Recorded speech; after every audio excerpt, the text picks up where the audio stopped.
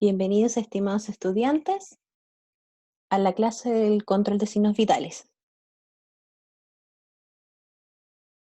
En esta clase vamos a aprender el orden en que se controlan los signos vitales.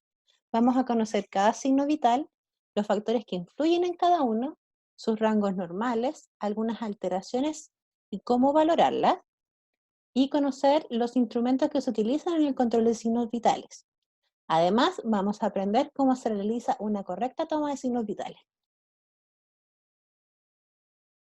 Los signos vitales consisten principalmente en la determinación de la frecuencia respiratoria, la frecuencia cardíaca, la temperatura corporal y la presión arterial. Además de eso, puede considerarse también dentro de los signos vitales la saturación. Saber controlar estos signos es súper importante ya que nos entregan información objetiva sobre el estado cardiorrespiratorio, hemodinámico y térmico que tiene un paciente. Y según este resultado, nosotros podemos ir modificando el manejo que vamos a tener con este usuario. Y el control de signos vitales lo vamos a abreviar como CSV. Entonces, ¿cuál es el orden de los signos vitales? Los signos vitales se toman en el siguiente orden, ya sean en adultos o en recién nacidos. Este orden es, primero, frecuencia respiratoria.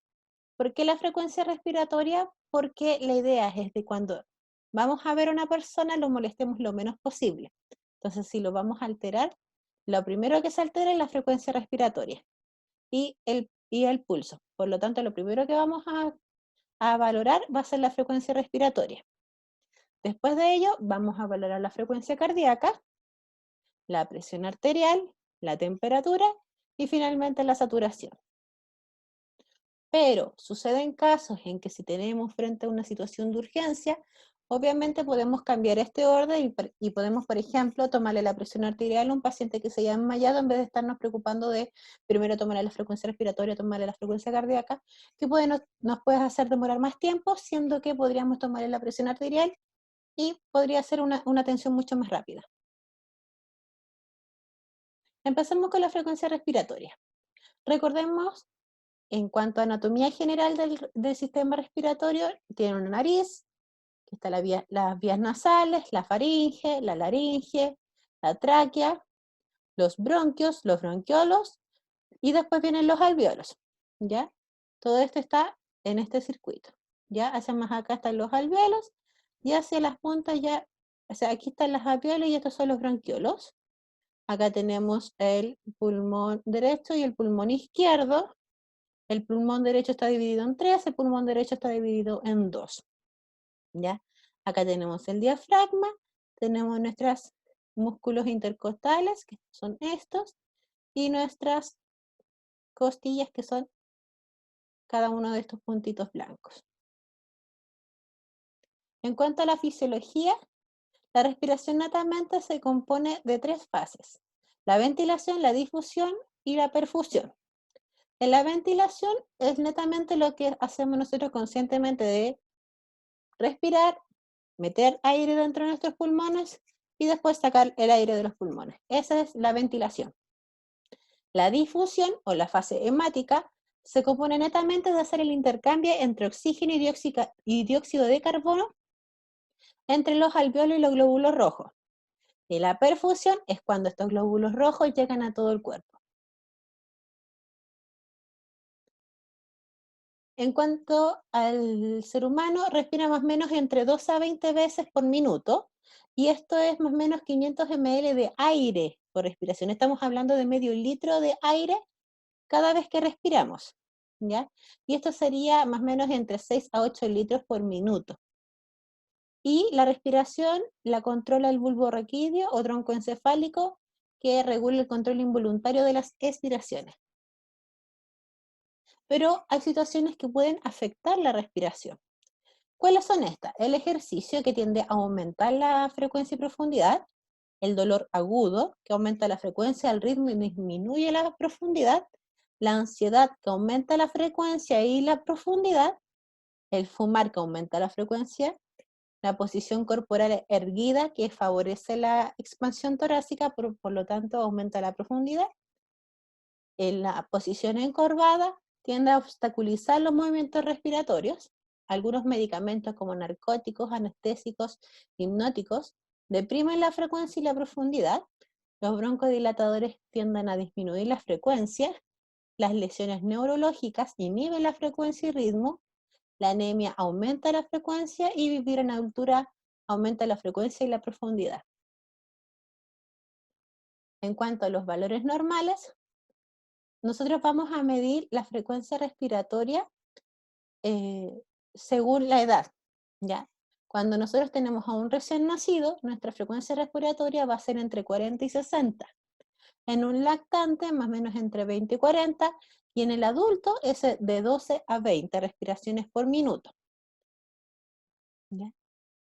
Generalmente cuando tomamos la frecuencia respiratoria, para que el paciente no se dé cuenta que le estamos tomando la frecuencia respiratoria, hacemos como que tomamos el pulso y miramos el pecho del paciente cuando respira, ¿ya? Lo ideal es no mirar el estómago, que muchas personas tienden a respirar por el estómago, pero lo ideal es ver el pecho, porque si vemos el estómago puede dar error, sobre todo cuando una persona hace ciertos cambios de posición.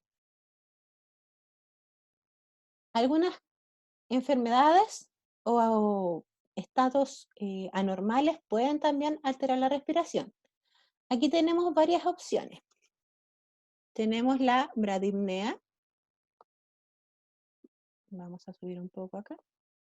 La bradipnea, que es una disminución de la frecuencia respiratoria a 12 respiraciones por minuto. La taquipnea, que es cuando aumenta sobre 20 respiraciones por minuto. La hipernea o hiperventilación es cuando la respiración es más profunda y rápida de frecuencia y es mayor a 20 respiraciones por minuto. La hipopnea o hipoventilación son respiraciones que tienden a ser muy lentas y poco profundas. La apnea es cuando hay ausencia de movimientos respiratorios en al menos 10 segundos.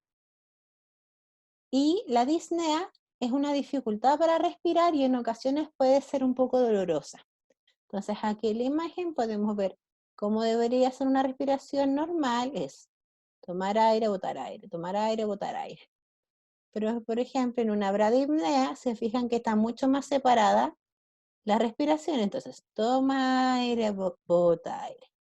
Pero en una hipernea se fijan que está mucho más aumentada la amplitud y aparte de eso están mucho más juntas cada una de las respiraciones. También otras alteraciones sería, por ejemplo, el tiraje, que es cuando los músculos accesorios de la inspiración traccionan hacia arriba y hacia atrás, aumentando el diámetro de la cavidad torácica, y eso se relaciona mucho a una obstrucción en la inspiración. La ortopnea es una situación cuando las personas tienen incomodidad a respirar mientras están en posición de cúbito, es decir, boca arriba. La respiración de Kussmaul se caracteriza porque es una respiración taquipneica profunda, suspirante y sin pausa, ¿ya? Que aquí podemos ver la respiración de Kussmaul que se parece mucho a la hipernea, pero es mucho más profunda, por lo tanto él toma mucho más aire, ¿ya? La respiración de Cheyne-Stokes, que son cuando ocurre una apnea que dura alrededor entre 10 y 30 segundos, empieza a aumentar la respiración y se hacen cada vez la curva más amplia hasta llegar a un máximo y después vuelve a disminuir hasta tener un nuevo periodo de apnea. Aquí podemos ver un ejemplo de Cheyne-Stokes, que aquí está respirando poco, aumenta, aumenta, llega a un máximo y después vuelve a disminuir y pasa un periodo de apnea. Y después vuelve a pasar lo mismo, va aumentando de poco, llega a un máximo, disminuye, apnea de nuevo. La respiración de Biot, que tiende a ser una respiración que tiene un cierto grado de ritmicidad, pero tiene apneas, que es esta. Se parece bastante a la respiración normal, pero aquí hay periodos de apnea que pueden variar la respiración. Y con respecto a la respiración de Cerny o respiración paradojal, es cuando nosotros vemos que la persona está respirando por el pecho, aumenta el tamaño de su tórax, pero su estómago disminuye en tamaño. Y al contrario, cuando expira, es decir, bota el aire, el tórax disminuye en tamaño, pero su abdomen aumenta en tamaño. Eso es una respiración paradojal. Generalmente cuando uno respira, aumenta el tamaño del tórax y aumenta el tamaño del abdomen, pero la paradojal es al revés. Vamos con el pulso. En cuanto a la valoración, el pulso nosotros lo valoramos porque es cuánta sangre se inyecta en el corazón en cada sístole. Y, y también es la fuerza de la contracción con que se logra sentir presionando ligeramente la arteria contra la eminencia ósea. ¿Ya? La valoración del pulso tiene que ser valorada en cuanto a frecuencia, ritmo y amplitud, y también tenemos que considerar algunos factores que pueden alterar la frecuencia cardíaca. Los valores normales de frecuencia cardíaca en el recién nacido son de 120 a 160. En alguna bibliografía pueden que encuentren de 110 a 160. En el lactante de 90 a 140. Y en el adulto de 60 a 100. En cuanto a la frecuencia, es la cantidad, es el número de latidos cardíacos que va a tener esta persona en un minuto. En cuanto al ritmo, es el intervalo que existe entre cada pulsación. ¿Ya? Un pulso que tenga un ritmo desigual se le conoce como arritmia o disritmia. Por ejemplo, una frecuencia cardíaca normal va a ser, pero cuando hay una arritmia puede ser.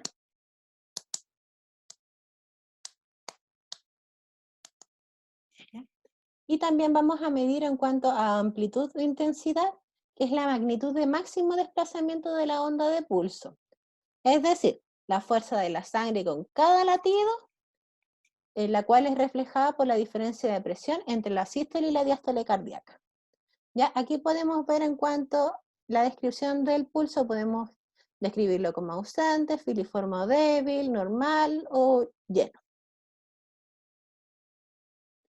En cuanto a la localización del pulso, el cuerpo humano tiene varias partes donde se puede palpar el pulso con facilidad. Por ejemplo, vamos a bajar un poco la imagen. Tenemos aquí a nivel de la cabeza temporal, ¿ya? Tenemos la carótida, la braquial que está aquí en el brazo, la radial, que es donde está aquí el huesito, la cubital, que está al otro lado donde está el dedito meñique, tenemos la femoral, la poplitea que es detrás de la rodilla, la tibial posterior y la dorsal del pie que es sobre el pie.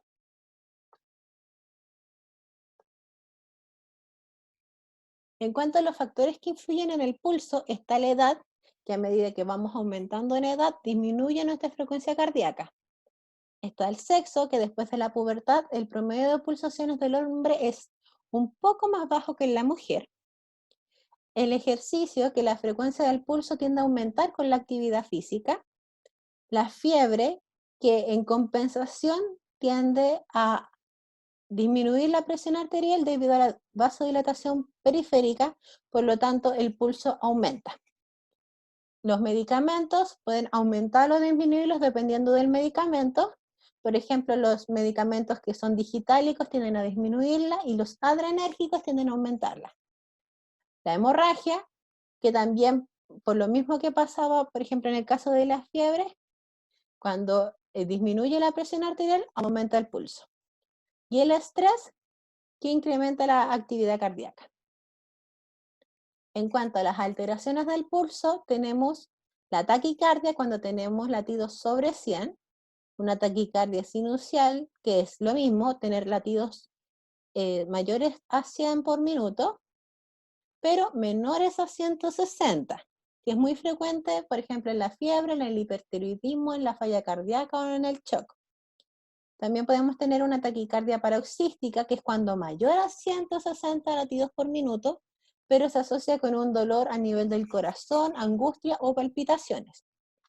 También puede haber bradicardia, que cuando son los latidos menores a 60 latidos por minuto en el adulto.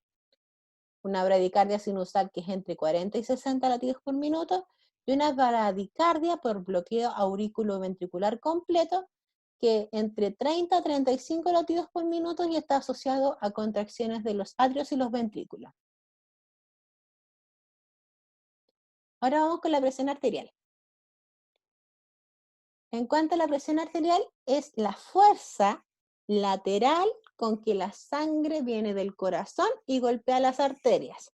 ¿Ya? Es decir, tenemos una arteria y la fuerza con que la sangre vaya golpeando las paredes de las arterias, eso se llama presión arterial. ¿Ya? Entonces, según su movimiento, estas presiones tienen dos valores, la presión sistólica y la presión diastólica. La presión sistólica netamente es a causa de la eyección de sangre del ventrículo, es decir, cuando la sangre sale del ventrículo, y la diastólica es cuando los ventrículos están relajados. ¿Ya? La presión puede ser influida por distintos factores, ya sea internos o externos. Los internos, con los cuales pueden alterar el valor de la presión arterial, pueden ser el gasto cardíaco, el volumen sanguíneo, la elasticidad de las arterias, la resistencia vascular periférica y la viscosidad de la sangre. Con respecto a la valoración de la presión arterial, como dijimos anteriormente, existe una presión, pero esta podemos medirla ya sea invasiva o no invasiva. La presión arterial invasiva es cuando nosotros instalamos un catéter a nivel de una arteria para medir la presión, ¿ya? Pero esto, como es tan invasiva y tiende a ser dolorosa, porque funcionar una arteria es mucho más doloroso que funcionar una vena, esto solamente se deja para los pacientes que están graves. Por otra parte, la presión no invasiva es la más usada, es la que nosotros ponemos un manguito alrededor del brazo y eso podemos medir la presión mediante la auscultación con un manómetro y un fonendoscopio. Y ahí podemos pesquisar el valor entre la presión sistólica y la diastólica. Entre los factores externos que influyen en la presión, porque anteriormente vimos los internos, ahora están los externos, está la edad, que aumenta paulatinamente con la edad la presión arterial, el estrés, que aumenta el ritmo cardíaco y aumenta la resistencia vascular periférica, el ejercicio, que la actividad física aumenta el gasto cardíaco, lo cual aumenta la presión arterial, el sexo, que después de la pubertad las mujeres tienen una presión arterial menor que los hombres, la obesidad, en que el sobrepeso hace que la presión arterial aumente, y también algunos factores que relacionados a las variaciones diurnas, puede ser el ciclo circadiano, que la presión generalmente es mucho más baja durante la mañana y más o menos durante la tarde tiende a tener su pic más alto y disminuye nuevamente en la noche. Según los cambios de posición, al cambiar bruscamente de posición de decúbito a de pie, tiende a disminuir un poco la presión, pero después recupera. Es, por ejemplo, cuando estas personas están acostadas y se paran muy rápido y se empiezan a sentir mal, esto puede ser algo que varía la presión arterial.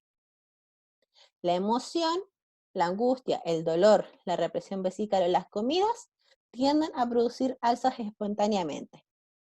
Y también entre brazo izquierdo y brazo derecho también hay diferencias, que pueden ser mayor a 10 milímetros de mercurio y se observa generalmente en la quinta parte de individuos aparentemente sanos, ¿ya? Generalmente el brazo derecho tiene una presión arterial un poco mayor que el izquierdo, pero cuando el brazo izquierdo tiene una presión mayor que el brazo derecho, hay que tener ojo porque eso es patológico. Y también hay diferencia con respecto a las extremidades inferiores, porque las extremidades inferiores tienden a dar entre 10 y 30 milímetros de mercurio más altas que los brazos. También dentro de la presión arterial sistólica y la presión arterial diastólica, hay un valor que se llama presión arterial media, ¿ya? Que es la presión promedio que existe durante un ciclo cardíaco, ¿ya? Pero no confundan de que es la mitad entre la presión sistólica y diastólica o un promedio. No, de hecho está un poquitito más cercana a la diastólica y netamente representa la presión sanguínea necesaria para hacer todo el mismo trabajo que hace la presión sistólica y diastólica, pero si fuera solamente un chorro continuo y no un chorro pulsátil. Y este dato es súper importante frente a una hipertensión arterial en el riñón, ya que el riñón, frente a una hipotensión arterial, es el primero que sale afectado. ¿Por qué? Porque el riñón necesita una presión arterial media de al menos 65 milímetros de mercurio para que no se produzca una necrosis a nivel tubular, es decir, en una parte pequeñita que hay en el riñón que hace que funcione el riñón. Si hay una presión arterial media menor a 65 milímetros de mercurio, ahí se produce una necrosis. Y puede también producir una insuficiencia renal aguda. En cuanto a la presión arterial, en media para un adulto deberían estar entre 70 a 105 milímetros de mercurio. Y ahí les dejé el cálculo del PAMP, que es la presión sistólica más la presión diastólica por 2 partido 3. En cuanto a los valores de presión arterial, pongan mucha atención en esta diapositiva, porque el año 2017, la Organización Americana de Cardiología hicieron un estudio para ver si efectivamente los valores de 140-90 se podía clasificar como hipertensión arterial.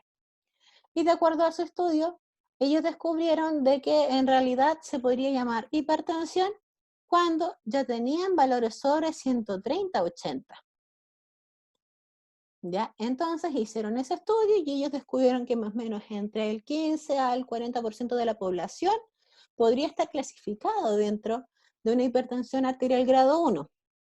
Pero hubo mucha pelea en ese asunto porque dijeron de que si estamos hablando de una persona que tiene sobre 130-80 de presión arterial, podríamos estar hablando que tiene hipertensión, por lo tanto hay que medicarlo. Entonces, mientras que no haya un consenso con respecto a eso, esta tabla solamente está cumpliéndose en Estados Unidos.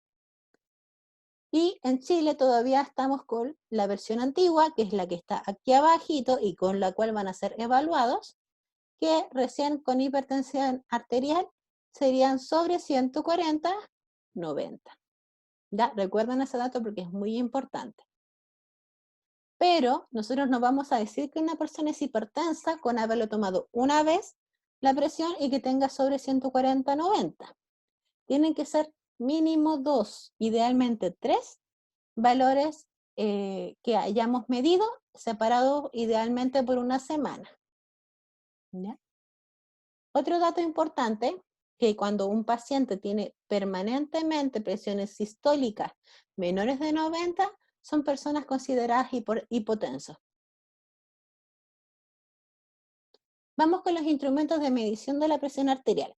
Nosotros generalmente vamos a usar dos, que es el estetoscopio, que está constituido por dos auriculares que tienen dos olivas, ¿ya? En ocasiones son desechables, otras veces no. Están los tubos, está el muelle, está el tubo, la tubuladora, después llegamos a la campana y lo que está debajo de esto es el diafragma, que es una plaquita que uno lo toca y hace, y eso es el diafragma, es donde cuando nosotros lo ponemos en el pecho se empieza a sentir el pulso. Y lo otro también que utilizamos para tomar la presión arterial es el esfigmomanómetro, o también lo podemos llamar manómetro, que pueden ser de tres tipos, que es lo que hay actualmente en el mercado, que son aneroides, de mercurio y los digitales. El aneroide es aquel en el cual nosotros utilizamos frecuentemente en la universidad, que es en el que usamos un manguito con el manómetro, que tiene un reloj que marca con una aguja, aquí tiene la aguja, la presión arterial que tiene una persona y nosotros podemos, junto con el estetoscopio, ocultar los ruidos de Korotkov para medir la presión arterial. ¿Qué ventajas tiene este manómetro? Que se usa frecuentemente, evitando el de mercurio, que las cosas con mercurio son dañinas para la salud, pero sus desventajas es que se necesita entrenamiento para poder usarlo, ya que detectar los ruidos de Korotkov son un poco complejos cuando uno no sabe. Tenemos el digital, que son los que nosotros vemos frecuentemente en la farmacia, que pueden ser de manguito con el aparato electrónico o de muñequera con el aparato electrónico. Los hay automáticos, que uno simplemente los pone y prende un botón, o semiautomáticos en que uno, por ejemplo, tiene el manguito, la conexión, pero además tiene una perita que hay que estarla apretando. ¿Ya? Y el brazalete posee sensores de los ruidos de Korotkov que permiten conocer la presión arterial sistólica y la presión arterial diastólica, pero mediante el cálculo de la PAM. Ellos solamente calculan la PAM y mediante un algoritmo que ya está prehecho, ellos descifran cuál es la sistólica y la diastólica. ¿Qué ventajas tiene? Es fácil de usar, tiende a tener números grandes, como pueden ver en la imagen, y no es necesario ocultar. Pero las desventajas es que hay muchas máquinas en el mercado y algunas no marcan certeramente los rangos de presión arterial o los marcan alterados. Me faltó uno, aquí está. El de mercurio es un manómetro manual, que aquí tenemos el manguito. El manguito se conecta a una columna de mercurio que está aquí. Esta cosa amarillita que vemos acá adentro, tiene mercurio. Pero también necesitamos ocultar para determinar los ruidos de Korotkov. Dentro de sus ventajas es muy preciso, es de muy fácil de mantención, no es necesario estarlo calibrando tan frecuentemente, pero sus desventajas es que al igual que el aneroide necesita entrenamiento y el mercurio que se utiliza en este tipo de manómetros es neurotóxico. Además, puede tener errores de observación dependiendo de la capacidad visual que tenga la persona que está midiendo la presión. Dentro de las partes de un manómetro, que es el que nosotros usamos frecuentemente, tenemos el brazalete o manguito, que es esta tela negra, que tiene tela adhesiva acá, que hace que se adhiera al brazo. Tenemos los tubos o mangueras, que son dos. Una de esas mangueras lleva a una pera y que tiene una válvula que aquí no se ve muy bien en la imagen. Y el otro tubo o manguera nos lleva al manómetro. Pero, ¿qué son los ruidos de Korotkov que tanto nos habla la profesora? Se preguntarán. Entonces, los ruidos de Korotkov, cuando nos ponemos el estetoscopio, son ruidos que reflejan el pulso. ¿Ya? ¿Qué es lo que pasa? Nosotros vamos a poner el aparato de presión, empezamos a insuflar, llegamos a cierto punto y empezamos a desinflar. Y cuando comenzamos a desinflar, no se escucha nada, se escucha silencio. Y de repente aparece un pum. Y ese ruido es la presión arterial sistólica. ¿Ya? Después empieza a perder un poco de intensidad del ruido, se escucha un poco de soplo, después algunos ruidos un poco más suaves, pero se sigue sintiendo el pulso. Pum, pum, pum, pum. Se sigue sintiendo el pulso hasta que llega a un momento que es la fase 5, en que llegamos a que no se escucha más pum pum y de ahí no se escucha más el pulso. La fase 2, fase 3 y fase 4 tienden a no tener importancia clínica, ya que son ruidos muy poco perceptibles. Pero lo más importante es que ustedes conozcan la fase 1, que es la presión arterial sistólica, y la fase 5, que es la presión arterial diastólica. Ahora vamos a hacer un mini quiz. ¿Cuáles son los valores de presión arterial que se consideran una posible hipertensión arterial? Recuerden que lo hablamos anteriormente. Pueden ponerle pausa al video si lo desean, o si no, simplemente continúen. En nuestro país se considera una presión sobre 140/90 signo de una posible hipertensión arterial, pero esta se puede confirmar con 2 a 3 tomas de presión arterial alteradas separadas en días diferentes. Y frente a esto, debe ser vista por un especialista esta persona con estas presiones alteradas. Entonces, hasta aquí llega el video, nos vemos en la parte 3.